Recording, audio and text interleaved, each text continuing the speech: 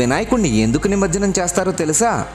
తాను చెబుతూ ఉంటే మహాభారతాన్ని రాయమని వ్యాసుడు గణపతిని ప్రార్థించాడు. గణపతి అందుకు అంగీకరించి, నేను రాయడం ఆపకూడదు కాబట్టి నువ్వు ఆగకుండా చెప్పాలి అని షరతు విధించాడు. వ్యాసుడు అందుకు అంగీకరించి, నేను చెప్పేది మీరు అర్థం చేసుకోకుండా రాయకూడదు అని షరతు విధించాడు. గణేశుడు అందుకు ఒప్పుకోవడంతో వ్యాసుడు చెప్పడం మొదలుపెట్టాడు. గణపతి రాస్తూనే ఉన్నాడు.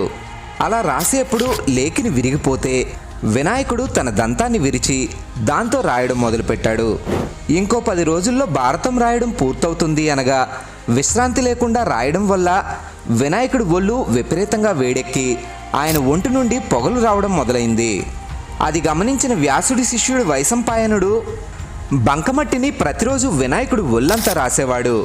అలా 9 రోజులు గడిచాక 10వ రోజు మహాభారతం రాయడం పూర్తవగానే